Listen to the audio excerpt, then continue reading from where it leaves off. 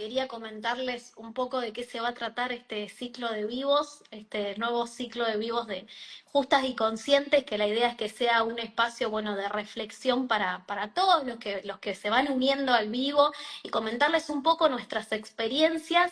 Mariela como psicóloga, nosotras como abogadas, bueno, especialistas en lo que es derecho de familia, niñez y género. Mariela también justamente trabaja todas estas cuestiones desde la parte psicológica, lo cual para nosotros es esencial y es algo que nos sirve muchísimo, por supuesto, como profesionales, que si bien nosotros manejamos ciertas cuestiones bastante técnicas, Mariela, por supuesto, lo puede manejar desde otra forma y lo puede comunicar completamente distinto todo esto que vemos que sucede muy a diario y la idea es trabajar con temas reales, ¿no? Con cuestiones particulares, con casos que vemos acá bastante seguido en el estudio y Mariela en su consultorio. Así que la idea es un poquito hoy charlar y conversar con todos sobre este tema. A ver, Bueno, ahora sí. Acá ahora sí está. se ve. Se conecta. Bueno, ¿Cómo? ahí estaba comentando un poquito cómo es el ciclo de vivos que vamos a trabajar, que la idea es, bueno, contarles un poco esto, que es así, de esta forma va a ser este espacio. Quiero presentar en principio a Mariela Bercero, que va a ser hoy nuestra invitada, psicóloga del Sistema Público de Salud, trabaja en un consultorio jurídico, en un consultorio, perdón, psicológico privado, coordinadora de la Comisión de Género del Colegio de Psicólogos, docente de la UBA de Psicología y Medicina, especialista en violencia, en maltrato y abuso sexual contra niños, niñas y adolescentes, magíster de género en la sociedad y de políticas públicas. Y por otro lado, bueno, también tenemos la participación de la doctora Wendy Godoy, que es socia codirectora del estudio jurídico Casagrande Godoy y también especialista en niñez, género, de acá y forma parte también dentro de lo que es el estudio jurídico. La idea hoy va a ser un poquito trabajar ciertas cuestiones, parámetros generales de lo que es la cuota alimentaria, por otro lado, cómo esto, cómo se da socialmente, cómo las madres hoy crían solas y lamentablemente después se ven afectadas por esta situación donde la cuota alimentaria muchas veces no se cumple. Esto, por supuesto, termina generando cierta violencia económica en estas mujeres que lamentablemente crían completamente solas, y cómo afecta toda esta cuestión en los niños, ¿no? Que son las principales víctimas de todo esto, por supuesto. Hoy vamos a abrir un poco el debate en principio sobre lo que es la cuota alimentaria, y ahí a Mariela le queremos consultar un poco, que nos comente ella cómo ve toda esta cuestión en las mujeres, ¿no? Que se dedican exclusivamente a criar a sus hijos solas, sin aporte económico de ningún tipo. Así que, bueno, queríamos darte la palabra, Mariela, para que nos comentes cómo trabajás un poco estas cuestiones. Bueno, muchas gracias. Gracias por la invitación. Sé que prepararon mucho el tema y nada, les agradezco muchísimo por la invitación. En principio contarles que yo, como bien decían, trabajo en el consultorio no solo con mujeres en situación de vulnerabilidad o violencia por motivos de género, sino también con niños y niñas. Y en general, la situación de violencia que se da, violencia económica, que se da hacia las mujeres, genera muchísima culpa, ¿sí?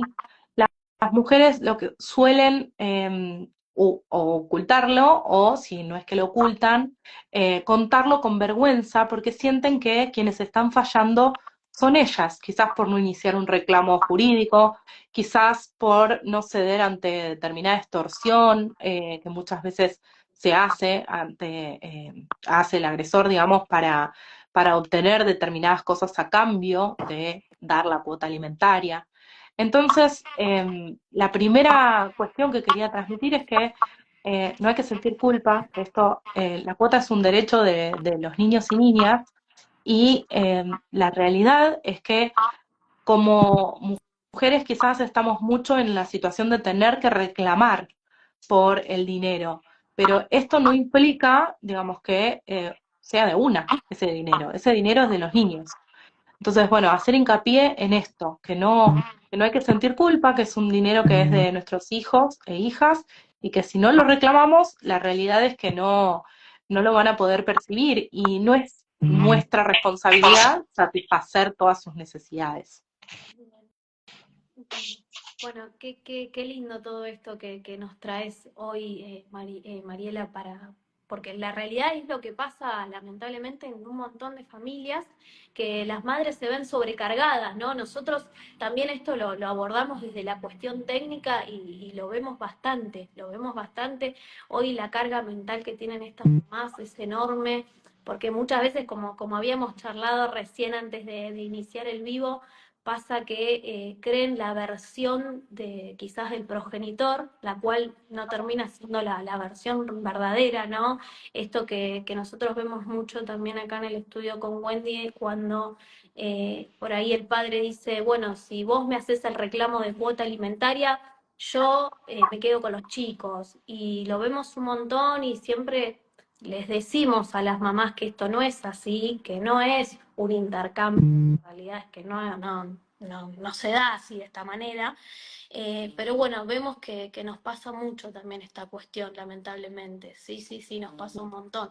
Hay Y que decir otra cosa, también que eso es una forma de violencia contra las mujeres. Nuestra ley todavía no está tipificada, pero sí en otras partes del mundo, y es la violencia vicaria, cuando te amenazan o con hacerle daño a los niños o con retenerlos, que no los vas a poder ver, etcétera. sí, sí, vemos que nos pasa un montón esta cuestión. Por otro lado, bueno, también yo quería abrir un poco el debate sobre lo que son las cuestiones técnicas, y también le quería dar el pase a Wendy de cómo trabajamos todas estas cuestiones, ¿no? De la cuota alimentaria dentro del estudio, que nos comentes un poquito también cómo lo hacemos, cómo se hace el reclamo cuando hay un progenitor que no aporta la cuota de alimentos, y tenemos que buscar la forma de que salga realmente a cumplir como se debe, como debe ser en realidad. Qué importante. Ayer ponía una cajita de preguntas, no sé si ahí la veo conectada. Sí. Puse una cajita de preguntas y me preguntaron muchas personas qué pasaba o cómo hacer para solicitar la cuota alimentaria, y si hay alguna forma gratuita de hacerlo. Re importante esa pregunta. Es re importante porque realmente nosotros nos encontramos con madres desesperadas, porque realmente tenemos que explicar dónde las mamás en torno a lo que es la carga laboral, o sea, no pueden tener la misma disponibilidad de trabajo que pueden llegar a tener profesores, ¿no? Que no se encuentran a cargo de las tareas de cuidado. Entonces se dificulta mucho realmente que puedan acceder a un trabajo, digo, de 8 horas, y esto realmente dificulta muchísimo la calidad de vida que le pueden dar a los chicos. Y después retomando esto que decía Abel, ¿no? Porque tú las tenés bien, por lo que fuera, y realmente sin ver todo el esfuerzo a veces sobrehumano que están haciendo estas mamás. Nosotros siempre les recomendamos acudir a la justicia. Obviamente es una situación difícil, con demanda. Esa demanda hoy empieza también a ayornarse un poco más con los criterios del género, ¿no? Entonces empieza a poquito a entrar en juego todo lo que es criterios de la carga mental, todo lo que es las tareas de cuidado que tienen un valor. Aspectos jurídicos, venimos caminando y venimos avanzando un montón, lograr las mejores cuotas alimentarias posibles, pero realmente falta todavía un montón más. Un montón más porque es algo muy, muy difícil de abordar, ¿sí? Hoy también entra todo lo que es los índices de eso nos ayuda a intentar elevar los puntos de las cuotas alimentarias, pero también nos encontramos que la ley está, a veces el criterio del juzgado no va digamos, a los criterios de perspectiva de género realmente. Así que tenemos juzgados que lo habilitan a tal para aumentar el valor de la cuota alimentaria y no lo hace. Es un camino difícil de abordar en la cuota alimentaria, acompañando a la mamá, todo lo que les está pasando, Pero bueno, nosotros siempre intentamos abordarlo desde el plano jurídico y desde el plano emocional también. Sí, sí, sí, tal cual. Después, bueno, por otro lado, Mariela, lo que a mí me gustaría también comentar es cómo vos abordás los temas de salud mental, en este caso de las madres que se encuentran en esta situación desbordadas por toda esta situación, o sea, cómo vos abordás toda esta problemática con ellas, qué es lo que por ahí vos les explicás de lo que tienen que hacer, por supuesto desde el plano emocional, ¿no? En este sentido, Bueno, en principio contarles, en relación un poco a la preguntita anterior, que por lo que más se acercan es por culpa. En general, las mujeres tienen miedo de estar haciendo las cosas mal, de no ser suficientes, de ser malas madres, de, bueno, nada, que por ahí su hijo o hija esté sufriendo por su culpa o porque ellas no pudieron o sostener el vínculo en algunos casos, en otros, bueno, satisfacer o mantener el nivel de vida en otros casos en relación con la cuota alimentaria. Por eso siempre lo primero que hago es desresponsabilizar, desculpabilizar en realidad, tratar de empoderar a la mujer y que comprenda que no es una cuestión de responsabilidad única, que eso solo aporta estrés, carga mental, como decían ustedes antes, y que si estamos saturadas, con mucha carga, con mucho estrés, obviamente que va a haber mayor o más posibilidades de que tengamos nada, algún problema con respecto a los cuidados. Entonces, en principio, lo económico debería ser uno de los factores que estén garantizados para que el niño o niña, siempre estén las posibilidades, obviamente, pueda sostener el nivel de vida aunque estén los progenitores separados. Entonces, bueno, trabajar sobre esto es lo primero porque siempre aparece la culpa. Distinto es en varones. Me ha pasado que traigan al niño o niña varones, a veces por orden judicial, otras veces porque eh, por revinculaciones, ¿no? Porque ellos han reclamado querer vincularse con sus hijos, y que traigan los varones a los niños a la consulta, y en ese caso aparecen otros condimentos, no aparece tanto la culpa, aparece más como una situación de reproche, de responsabilidad, de querer transmitir las responsabilidades hacia la mujer. Entonces, esto también muchas veces lo usamos en los informes o en las situaciones. Cuando hacemos descripción de las situaciones hacia los juzgados, yo trabajo mucho con juzgados y con fiscalías porque trabajo con violencias a veces extremas, en donde, bueno, tanto la violencia sexual como la violencia de género muchas veces tiene investigación penal, entonces trabajo mucho con informes a fiscalías. Y esto es lo que más me preguntan, ¿no? ¿Qué conducta adoptan los progenitores, tanto la madre como el padre, muchas veces? Entonces, cuando uno hace la evaluación de un niño, no solamente evalúa al niño o niña, sino también muchas veces estas conductas en relación a eso, a cómo lo traen, así, muestra resistencias en determinadas cosas.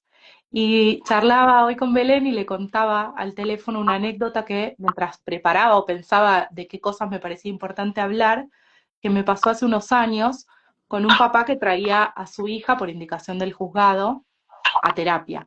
Y un día me dijo que no la podía traer más, que no la podía traer todas las semanas, empezó primero a asistir con irregularidades, ¿no? Cada 15 días o a faltar y a decirme que no tenía plata para pagarlo, etcétera. Y la misma semana que me dijo que no podía pagar la terapia de su hija, yo siempre tengo un honorario accesible, aclaro, para que sepan que no es. Me lo crucé en un boliche y yo estaba en el cumpleaños de una amiga y le invitó a mis amigas 2 champans. Obviamente el precio de esos 2 champans era el precio de más de una consulta, eran casi 3 consultas en ese momento. Y fue como, bueno, evidentemente lo que no querés es que tu hijo o hija vaya al psicólogo, pueda expresarse, pueda hablar. Entonces, muchas veces lo económico es motivo de extorsión o motivo de ponerlo como para tironear, ¿no? De ese niño o niña. Entonces, eso también se trabaja mucho con las mujeres, ¿no? No es tu culpa y además estás siendo víctima de muchas veces una manipulación o una violencia por parte del otro. No es que Sí. la plata no la tiene. No, por supuesto. Y Mariela, te hago una consulta. Vos también trabajás no únicamente con mujeres, también atendés dentro de tu consultorio a varones, a papás, y también les explicás lo mismo, digamos. Lo que pasa Estoy que la realidad, concentradísima en el chat, perdón. No, lo yo que pasa es aclaro, yo que, trabajo con personas en situación de vulnerabilidad, trabajo con situaciones de abuso sexual, tengo algunos varones, en general adolescentes o jóvenes, en tratamiento, pero no trabajo con varones agresores. claro, bien, bien, bien, bien. Bueno, Una cosa, Mariela, esto del... Y es algo que nosotros vemos también constantemente en el estudio. Que cuando llegan al estudio es cansado, ¿sí? Y va a costar muchísimo tomar la decisión, iniciar el proceso de alimento, porque sienten culpa, mal, porque sienten que le van a embarazar. Empiezan a tener miedo, ¿viste? Un montón de circunstancias llegan a nuestro estudio, siguen con miedo y abordan el proceso con miedo. Por eso es que nosotros siempre también recomendamos el acompañamiento de la psicología, porque claramente nosotros vemos, no me quiero meter en un terreno que no es mío, pero vemos que la violencia está, es decir, alrededor de la víctima constantemente, de montones de mujeres que inician el proceso alimentario y después lo En y nosotros, general, las violencias se dan entramadas, no es que hay violencia económica sola o violencia psicológica sola o violencia física aisladamente. Se dan entramadas, se da una, se da la otra, te aísla de tu entorno, de tu familia, te extorsiona para que vuelvas con él, no te pasa la plata, te roba el DNI, cosas todas en conjunto o te cobra la asignación él. Todas esas cosas en general se dan en simultáneo. Y otra cosa importante de lo que decías es, tampoco hay que tener miedo y culpa por contactar a un abogado o abogada, porque eso también aparece mucho en la psicóloga. Me suelen decir, no, una abogada no, porque a ver si se cuando, enoja. cuando el abogado quiere hacer que todo da una escala mayor, ¿no?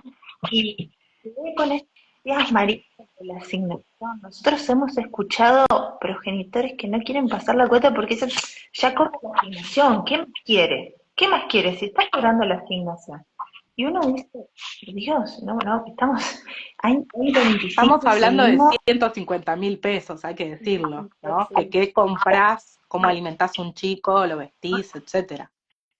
paga él como padre y uno realmente a veces escuchamos cada cosa con Belén desde el otro, digo, desde el lugar del demandado, ¿no? Nosotros siempre intentamos buscar todos los mecanismos de presión, ¿no? Como para lograr el cumplimiento de la cuota alimentaria, pero de lo legal tenemos un problema social, ¿no? Muy patriarcal, ¿no? Muy de, si quiere plata que vaya a trabajar, no, no. Si vos no pasás cuota alimentaria, no tiene necesidad ciertas cosas, tus hijos, ¿viste? Así que esto que vos nos decís, o sea, una fotocopia de lo que pasa en el estudio cada vez que recibimos mamás que quieren iniciar la cuota alimentaria. Y también otra cuestión, Mariela, que te quiero comentar de lo que hacemos nosotras, es un poco esto que vos también traes acá, que decís de intentar fortalecerla, ¿no? Fortalecer a la mamá que viene a vernos. Y esa tarea también la tenemos que hacer nosotras como abogadas y explicarles que la cuota alimentaria es un derecho de sus hijos. Y nos pasa muchas veces en esta situación en particular, digo, ¿no? De madres que crían solas y que el progenitor no pasa el aporte de cuota alimentaria, que tenemos que intentar buscar mecanismos de presión para que ese progenitor termine efectivamente cumpliendo. Y ahí es donde nos pasa que por ahí las madres dicen, ay, pero no quiero, no me animo, no puedo, no sé si voy a poder. Y nuevamente esto, ¿no? Fortalecer y decirle, sí, lo tenés que hacer, pero por tu hijo. ¿me entendés? Todo el tiempo esto, traer que esto se hace porque es un derecho del niño. La realidad es que lo hacemos constantemente, lo trabajamos así también y buscamos, bueno, un montón de formas para salir a acompañar al cumplimiento, porque cuando tenemos un progenitor insolvente, tenemos que buscar, pero un montón de herramientas, ver si lo vamos a inscribir en el registro de deudores alimentarios y que el año que viene, por ejemplo, no pueda sacar el registro, o que no pueda ir a la cancha. Tenemos que empezar, viste, a buscar todo el tiempo ese tipo de mecanismos de presión para que venga y termine cumpliendo. Y lamentablemente esto también hace que se pierda mucho tiempo, ¿no? Eso no lo voy a negar, pero quizás después, con el tiempo, con el correr del tiempo, vemos que eso termina surgiendo un efecto, porque, por ejemplo, hemos tenido hace muy poquito un alimentante que tenía el carnet profesional, así que todos los años tiene que renovar la licencia de conducir. Bueno, un año no pudo renovar. Bueno, ¿qué pasó acá? Bueno, todo esto es derivado de que no pagaste la cuota de alimentos. Y ahí se contactan. Y ahí es donde empezamos la negociación. Pero vos fijate lo que tenemos que hacer nosotras, ¿no? Tenemos que buscar a ver de qué forma y también esto de hablar con las mamás y fortalecerlas, porque muchas veces no lo quieren hacer. Porque tardan años en venir acá, ¿eh? No es Tardan que es algo... años en ir y después tardan más también porque en general también presentan dilaciones. Yo acompaño todo el proceso y muchas veces pasa que el tipo no se presenta a la audiencia, que no hay forma de agarrarlo en este sentido, por ahí no tiene ni registro de conducir ni movilidad o no lo renueva el registro. ¿Sabes cuántas personas han evitado renovar registro? Tengo al menos 3 o 4 denunciados que no renovaron el registro, no sé qué harán, pero están delinquiendo claramente porque están evitando no solo renovar el registro, sino controles policiales, coimeando, no sé qué harán, pero manejan sin registro. Mariela, te agrego algo más. Nosotros hemos llegado hasta tener que demandar a los abuelos para lograr el cumplimiento. Y realmente esa parte, cuando llegamos a los abuelos, ya estamos en una situación límite. O sea, uno nunca quiere llegar a ese extremo de tener que embargar una jubilación, ¿no? Pero ¿por qué lo hacemos? Con un mecanismo de coacción, porque ¿sabes qué es lo que pasa en la práctica? Se genera tal conflicto familiar, realmente los padres lo agarran de tal manera que se cumple la cuota, porque si no, tenés un problemón en tu casa, ¿viste? Y a partir de ahí, como medio de coacción, nosotros no buscamos que los abuelos sean los que sigan el cumplimiento de la cuota. Nosotros buscamos mecanismos de coacción para que esta persona, digo, active y empiece a tomar conciencia de que no es chiste un proceso de alimentos, ¿sí? Pero a las mamás, imagínate, si les cuesta iniciar la demanda en contra del progenitor, imagínate en contra de los abuelos, ¿sí?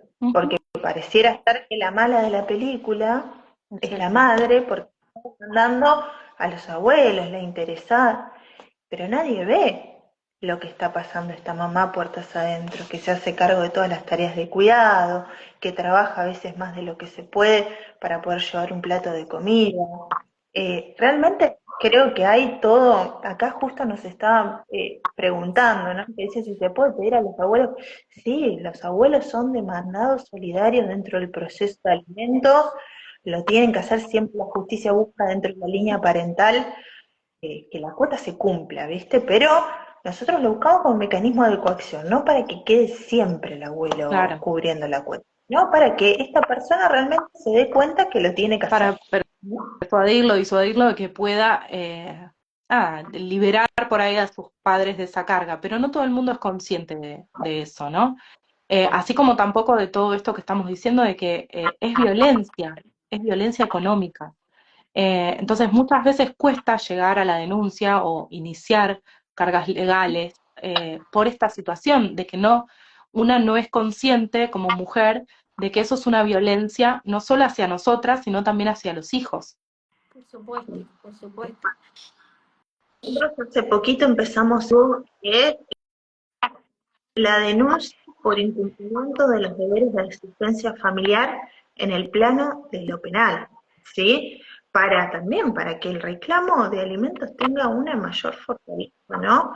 Pero realmente así todo pasa esto que dice Mariela. Uno busca persuadir, busca cuestionar, busca, hay gente que sí, y hay otros que es tanto el nivel de violencia que ni siquiera con eso, ¿no? Cambian el chip y empiezan a pensar en sus hijos. Ahí aparece otra de las consecuencias re importantes. Cuando las mujeres consultan, en general consultan por haber atravesado situaciones muy violentas, de mucha, bueno, este entramado que decíamos antes, para no hacerla larga, ¿no? De muchos factores que hacen que esa mujer empiece a experimentar la angustia, que es la segunda consecuencia grande de las situaciones de violencia psicológica, verbal, económica. Y esa angustia se transforma muchas veces en ataques de pánico, en cuadros clínicos que son consecuencia por ahí de extorsiones, a veces de amenazas, otras veces de manipulaciones, que ni siquiera las identifican como tales.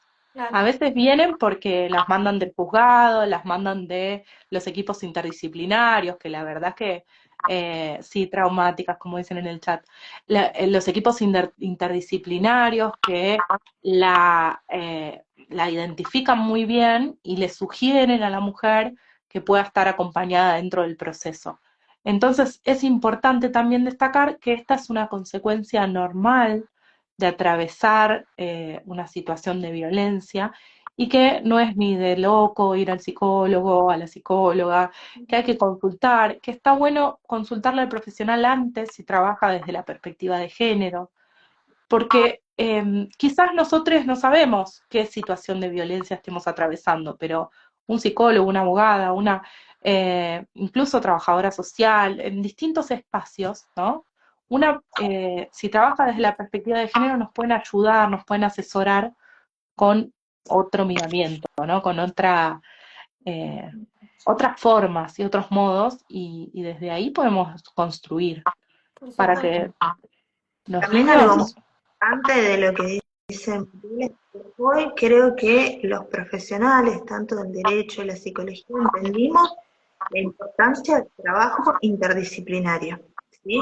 Que no es que lo jurídico camina por un lado y lo psicológico no, va de la mano, y nosotros realmente trabajamos con muchos psicólogos dentro del estudio, psicólogos de la confianza también de nuestros clientes, lo que ellos eligen, y que siempre se han puesto a disposición de esto, de acompañar los procesos judiciales, porque es traumático también el proceso. La ruta Es muy crítica traumático. todo, la ruta crítica toda, que es que te mandan de una institución a otra, a otra, que a veces no te toman denuncias, que no te creen, que no se presentan a las audiencias. Vos fijate esto, Mariela, tener que dar explicaciones a la justicia de por qué estás pidiendo una cuota alimentaria. Básico, básico, porque mis hijos necesitan comer, obvio.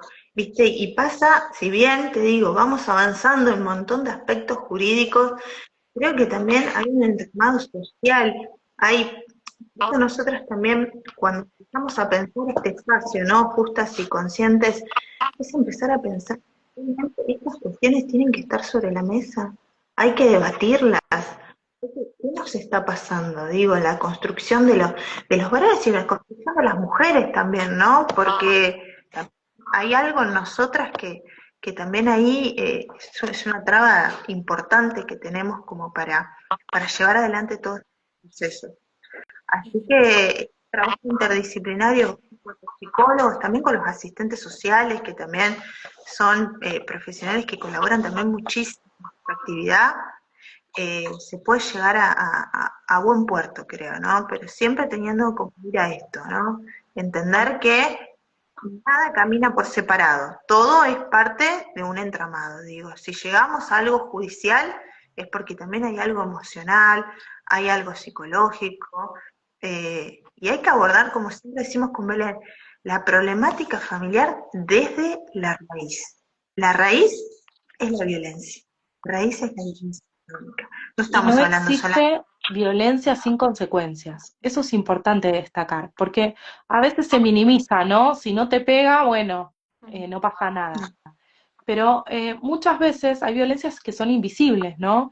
No vemos los casos de, bueno, problemas de salud mental, suicidio inclusive, como consecuencia de las violencias psicológicas, del continuo desacreditarte, minimizarte, extorsionarte. Bueno, esto, la violencia vicaria que decíamos antes, no dejarte ver a los niños. Son todas situaciones que tienen efecto en la salud mental.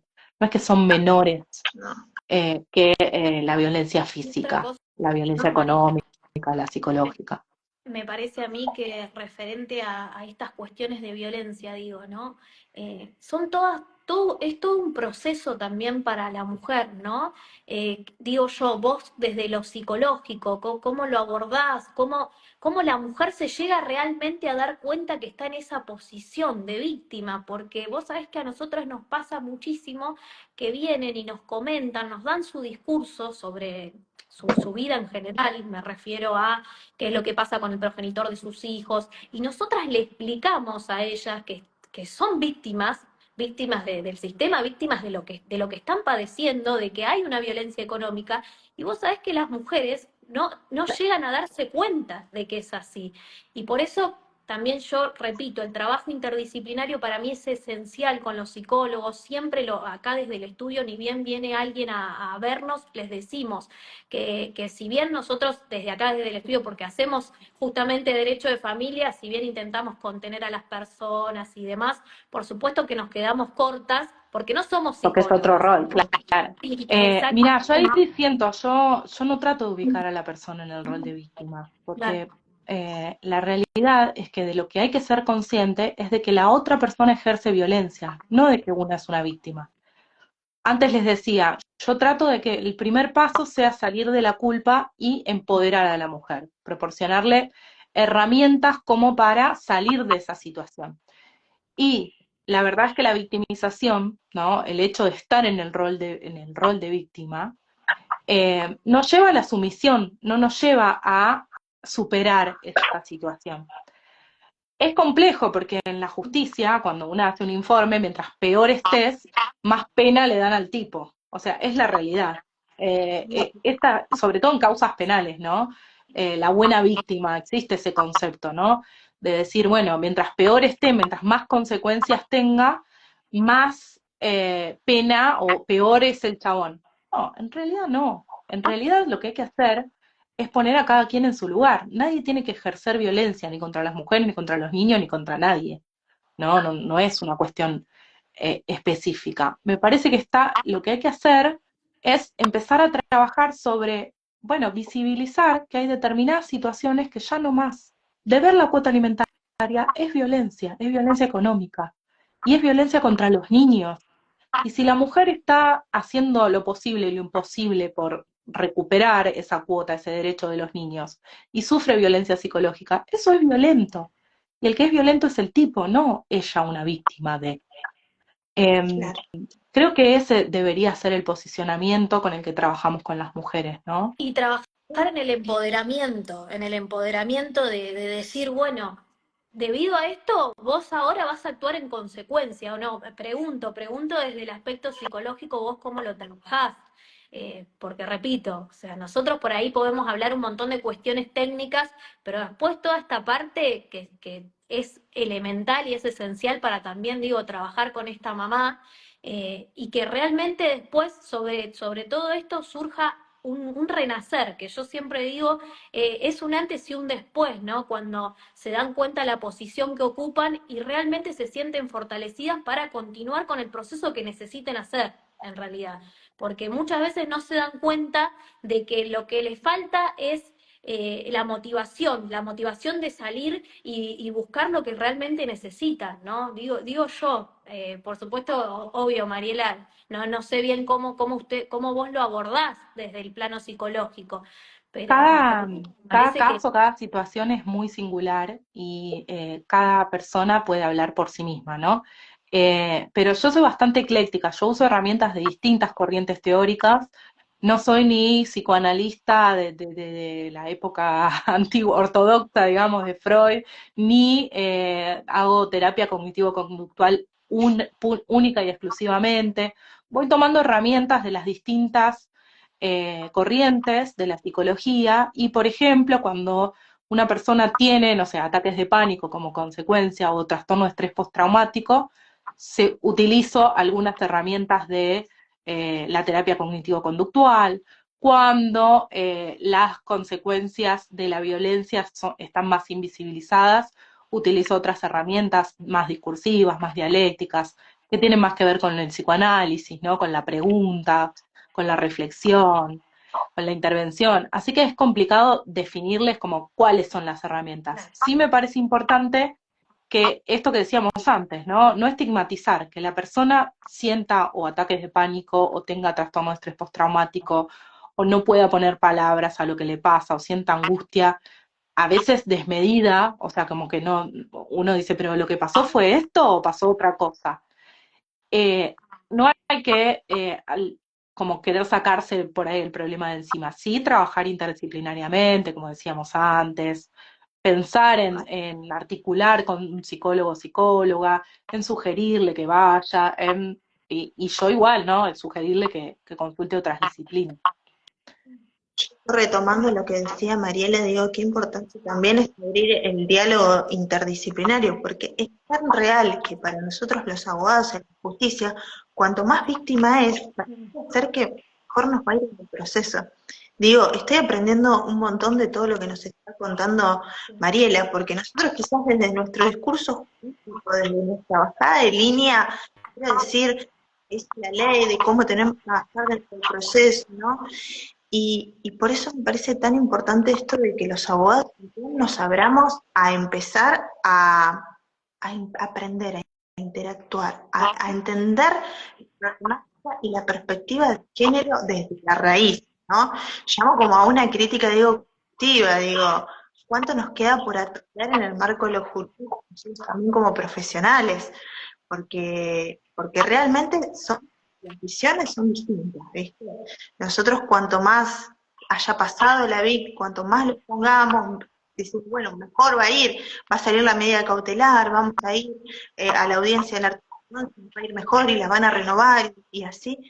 Y quizás lo que estamos haciendo es revictimizar constantemente a la persona, Sí, ¿no? eso es re importante porque la revictimización no es solamente en el momento de hacerle relatar nuevamente un episodio de violencia, que eso es revictimizar, ¿no? Contar una y otra vez porque una se siente víctima cada vez que lo relata y lo revive, sino también esto. A mí me ha pasado que 3 años después de una situación de violencia sexual me pidieron un informe. Y si Claro, vos como unidad fiscal o como juzgado pretendés que esa persona siga mal por ese hecho, no, entonces, ¿para qué la derivaste a la psicóloga? Sí, Digo, sí, 3 años sí. después no me preguntes cómo está, porque yo, como profesional, espero que esté de alta ese paciente, no espero que esté viniendo todavía. claro, claro, y intentar también salir de ahí, ¿no? Salir de decir, construyamos a partir de acá algo distinto, ¿no? Nosotros acá un comentario, ¿no? Que nos dicen quisiera ser abogada para cambiar leyes y que las mujeres estén realmente ayudadas. Y realmente las mujeres hoy necesitan ayuda, ¿no? Ayuda, necesitan aprender, necesitan concientizarse en temas de violencia. Nosotros con Belén siempre decimos, bueno, la violencia física y la violencia psicológica y la violencia son tan o igual de graves. Y de hecho no sé si hasta incluso peor, porque decimos por ahí, te pega, te hace un moretón, una marca, cicatriz, cicatriz. Ahora, lo emocional. Esas marcas tardan años en recuperarse ellas como personas, ¿no? Tal cual, y Y digo, además bueno, es inmedible ese efecto, porque podemos hacer inmediato. una evaluación, es el aquí y ahora, una pericia, ponele. Pero Sí, muchas veces las víctimas de violencias consultan 20 años después o 30 años después o 5 con consecuencias de ese episodio de violencia que no habían experimentado lo inmediato posterior a la violencia. Entonces realmente es inmedible en el momento que uno hace la pericia, es el aquí y ahora, como está hoy. Pero no podemos saber cómo va a estar dentro de 5 años o qué le va a pasar en la vida, si le va a hacer acordar a ese episodio, si va a hacer que lo reviva, que nuevamente experimente estrés postraumático, por ejemplo. Sí, tal cual. Ay, Otra cosa, Mariela, perdón, ¿no? Que interrumpa, pero quería dejar algo aclarado de lo que vos estabas diciendo, que me parece espectacular, porque realmente hay ciertas cuestiones que nosotros no manejamos, pero porque, obvio, nuestra rama es totalmente distinta. En lo que son las violencias, los procesos de violencia, me refiero. Es elemental, por ejemplo, acá en Provincia de Buenos Aires, que la persona pase por tanto la audiencia del artículo 11 la ley de violencia de género, como por equipo técnico, ¿no? Por equipo técnico me refiero a las psicólogas del juzgado que evalúen, que vean cómo se encuentra esa persona, que hagan un informe técnico, no solamente o sea, de la mujer que realiza la denuncia, sino también de la otra parte, ¿no? Del varón, que es el denunciado, también se hace todo un informe técnico para ver cuál es, nosotros lo que siempre intentamos pedir, ¿no? Desde acá, desde el estudio, es más que nada un perfil psicológico, que eso ya directamente lo hace el equipo técnico para ver, bueno, esto, ¿no? Los índices de cada uno y que nos informen realmente cómo se encuentra esa persona, ¿no? Psicológicamente me refiero. Y hay veces que, bueno, los informes o se quedan cortos o después nosotros lo reforzamos en las audiencias. Pero también qué importante esto que vos traes acá a mención, porque si vamos al punto, también es una situación revictimizante para la persona que tiene que atravesar ese proceso judicial, ¿no? Que tiene que estar a disposición de la justicia, que tiene que solicitar los informes, pero que yo también siento que es algo necesario, ver el perfil psicológico de la persona, o sea, para mí es algo que realmente vale la pena, pero también es un proceso para la víctima, ¿no? De decir, bueno, paso toda esta cuestión, me refuerzo y digo, voy para adelante. O sea, es también un tema, pero que lo tenemos que hacer. La realidad es esa, lo tenemos que hacer para que si la persona que nos viene a preguntar realmente necesita que se renueven las medidas y demás, bueno, es un requisito en realidad por parte de... Yo siempre hago hincapié, yo doy muchas charlas a colegas, a psicólogos y psicólogas, em, nada, en relación a la evaluación de violencia sexual o abuso sexual en las infancias y en relación em, a la evaluación y ponderación de riesgo, que es lo bueno que debe tener una evaluación psicológica. Uno tiene que medir si esa persona está en riesgo, cierto o inminente, tanto por su propia salud mental, como por la agresión de otros, ¿no? Si alguien te amenaza de vida, vos no podés vivir tranquila, es la realidad. Si te dicen, che, si no me das al nene te voy a matar. Y la verdad es que no estás, no tenés muchas posibilidades, ¿no? Y obviamente que eso tiene un efecto. Entonces, siempre yo lo que les digo a psicólogos, psicólogas, colegas, es que hay que escribir, y cuando hay que escribir todo, hay que escribir lo más fidedigno posible lo que la persona nos relata y los indicadores y las cosas que nosotros evaluamos que acompañan ese relato. Pues si uno pone, bueno, viene a la consulta, se aplica el test de Bender, no le estás diciendo nada a la justicia. O sea, en definitiva, estás diciendo, bueno, lo evalué, yo hice mi trabajo, quiero cobrar. Que está bien, o sea, merecemos una remuneración por mi trabajo, nuestro trabajo, no estoy diciendo eso, sino que hay que poner qué es lo que uno evalúa, hay que poner una apreciación profesional. Si uno no está en condiciones de hacerlo, porque tiene miedo, porque me parece que lo mejor que podemos hacer como profesional es abstenernos de atender situaciones judicializadas, tal cual. porque la realidad es que no vas a colaborar ni con la persona que te está consultando, ni con la causa judicial, ni con el niño o niña. Entonces ahí la verdad es que habría que abstenerse, siento Qué yo. importante el compromiso, ¿no? Con la persona y también con el proceso. Nosotros con Belén hemos leído cada informe que decimos, se lavan las manos Es frente muy a esta situación. difícil igual, ¿eh? Yo tampoco digo que sea Sí. sencillo, es muy difícil. Pero hay que tratar de dar cuenta de lo que uno escuchó y lo que uno evaluó, ¿no? Poner profesionalmente qué es lo que guió en esa entrevista, en ese test, en esa técnica, en ese psicodiagnóstico. Hay una pregunta en el chat que me parece re importante, que era la de, me la perdí ahora, la de que no quieren los niños ver al padre y A ver. una amiga teme que los nenes dejen de ver al padre por si pasa más cuota por si alimentaria, no le aunque ellos le pasa tienen, más la cuota. claro, puede pasar eso, no debería, pero sí pasa. La realidad es que muchas veces pasa. Pasa que en el ejercicio de la violencia lo hace, porque la ley permite que Hay pase.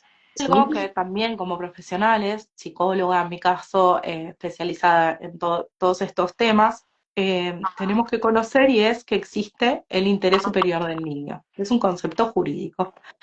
Y que es importante que las personas también sepan que los niños o niñas tienen derecho a elegir, a decidir, y que muchas veces pueden ser convocadas y convocados desde el juzgado, y que en el caso de que, por ejemplo, desde el juzgado te digan que vayas a una audiencia con un niño o niña para escuchar su voz, para saber si no quiere ver más al padre y por qué, etcétera, en ese caso lo tiene que evaluar sí o sí una psicóloga o una trabajadora social que trabaje dentro del equipo de atención de niñeces. Esto es importante porque la mayoría de las personas no lo sabe, que tienen que saber, y es uno de los roles del equipo psicológico del juzgado, que lo preguntaban también ahí en el chat. Por eso había hecho como el link de estas preguntas. Me parece importante como para responder a eso, que a la que Es preguntaba por la amiga, que tu amiga sepa que los niños tienen derecho a decidir tal y cual, que hay formas de empoderar a los niños y tal de cual. charlar con ellos y de que ellos puedan expresar su voluntad. Después la justicia se expedirá, ¿no? No siempre la respetan la opinión del niño, es la verdad. Exacto. Y nosotros lo que vemos es que en las escuchas del menor también se tiene muy en cuenta la autonomía progresiva, ¿no? En qué situación está el niño a la hora de también de contar sus vivencias y demás. Nosotros también vemos mucho esto, ¿no, Mariela? De agarrar a los chicos como mecanismo para ejercer violencia sobre la otra persona, ¿no? Esto de si me haces el reclamo, no veo más a los niños, no, me enojo y eso sucede lamentablemente en la práctica. No debería, pero bien como dice Mariela, tenemos mecanismos también Bueno, legales para asistir a estas otra situaciones. cuestión que yo quería comentar, hace poquito nos salió una sentencia en el estudio de justamente esto, ¿no? La autonomía de la voluntad de un niño de decidir y elegir su propio régimen de comunicación. O sea, él mismo dijo, yo quiero ver a mi papá y a mi mamá en tal día, tal horario. Y el juzgado sacó sentencia en base a lo que quería el niño. O sea, a esto voy con justamente lo que decía Wendy, lo que decías vos, Mariela, de la importancia, ¿no? De los niños, de la importancia que ahora el juzgado les da a su voz y a que puedan decidir y elegir su propio régimen de comunicación, que yo creo que es un avance enorme y que realmente en este caso, por ejemplo, en particular, era necesario escuchar a ese niño porque tenía, bueno, en este caso en particular, los padres decían uno una cosa, el otro otra, y bueno, se eligió en base a lo que quería el nene, finalmente. Es Y es algo, es una importantísimo. sentencia hermosa, sí, sí, sí, sí. Han resuelto los niños, niñas, conflictos que parecían irresolubles, porque escuchabas a uno, le echaba la culpa a la otra le echaba la culpa al otro. Y los niños por ahí te dicen, no, mira, a mí me gusta ir fin de semana por medio lo de mi papá. Ok. ¿Y cuando vas, te sentís bien? Sí. Cuando voy, por ahí quiero ir de mi abuela. Entonces vos decís, bueno, a veces está, digamos, dentro de lo que ese niño o niña desea. Otras veces no, y otras veces te dice, como preguntaban en el chat, no quiero ir, no lo quiero ver más porque se pone muy nervioso, porque me grita, porque no sabe lo que me gusta, no me hace la comida que me gusta, me dice come igual. Esas cosas los niños te las dicen claramente, no le dan vueltas, no ponen Claro, palabras. y yo quiero destacar también la labor que hoy hacen los colegas abogados del niño. ¿Sí? Nosotros venimos trabajando en muchísimos casos donde se nombra al abogado del niño. Están haciendo una labor muy importante en esto, ¿no? Los chicos son claros, pero si tienen un abogado propio, bien, que las represente, que vele por sus derechos, el proceso camina solo. Así como Bel contaba que hubo un niño que decidió su régimen de comunicación, nosotros también hace poco tuvimos un caso de un niño que decidió no ver más a su progenitor. Lo decidió porque le hacía Y mal, es importante porque era... aclarar que eso no lo exime de sus responsabilidades parentales. Por supuesto. Ni No, que el niño que, decida no verlo, ni, exacto. eh, ni que La no quiera cuota llevar su apellido, ni que... No, nada, sigue todo igual. De hecho, nosotros, a ver, el régimen de comunicación está suspendido hace un año por decisión del niño, porque pasó por las escuchas, porque lo escuchó asesoría, porque el abogado del niño lo manifestó, pero seguimos en juicio por la cuota alimentaria y tiene que pagar y va a tener que cumplir con las obligaciones parentales, no lo eximen. Porque pareciera ser que muchos progenitores creen que pagan por verlos, como si fueran una cosa todavía, ¿viste? Y es muy triste eso también para Y los en chicos. general, como dijimos antes, las violencias están tan entramadas que cuesta discernir, ¿no? Entonces es importante que sepan las personas que nos estén escuchando, en el momento que sea, que estos son obligaciones y que las obligaciones no se pueden transmitir a otra persona. O sea, no es que porque el tipo, a mí me pasa mucho con los agresores sexuales, ¿no? Que lo primero que se hace es una medida de exclusión, ya sea perimetral o lo que sea, porque está denunciado y no puede verla, por más que sea su hija o lo que sea, pero igual tiene que cumplir con sus obligaciones. Una cosa no quita la la otra. otra, exactamente, Eso exactamente. es importante que las mujeres sobre todo sepan que no es que si lo denuncias no se tiene que hacer cargo de lo que se hace cargo económicamente, No, no. siendo sostén de hogar, por ejemplo. Yo creo Bueno, que hay que entender las obligaciones siguen en pie, la obligación de la cuota alimentaria está, no hay nada que lo exima de que esto así sea, y que las mamás también, el mensaje que nosotros siempre llevamos, hoy sus hijos no pueden iniciar un proceso alimentario por sí mismos. Tienen a sus mamás para hacer valer sus derechos. Y también es una forma, nosotros decimos, de luchar por los derechos de sus propios hijos, también de darle una mejor calidad de vida y también entender que no se le está pidiendo nada. Muchas veces, muchas mamás todavía siguen, no, yo le pido que me ayude. No, no, no, no es ayuda, no es ayuda, lo tiene que hacer, ¿sí? Y en esto también, y último ya libero, porque a veces hablo mucho, pero quiero No, decir el tiempo esto, es el problema. sí, sí, Se sí, nos va a cortar. se nos va a cortar. se nos va a cortar La, la emisión. Sí, la cuenta judicial bancaria también resuelve mucho en el término de este pase de dinero en mano, ¿sí? En términos de lo violento que es eso, ¿sí? Y que los depósitos sean así también ayuda mucho, ¿sí? Era esto lo que Sí, Yo quería decir. creo y que me parece que hay que aclararlo y es que es importante que esté documentado todo el intercambio. Sí, todo. Que no quede solamente en un te doy, donde ninguno de los dos puede corroborar que eso suceda. Entonces, no solo la cuenta bancaria, sino también enviar comprobantes vía WhatsApp, poner que es cuota alimentaria lo que estamos haciendo transferencia, ponerlo, cuota alimentaria correspondiente al mes de tanto. Por más que sea el importe exacto o que sea una parte y después otra parte.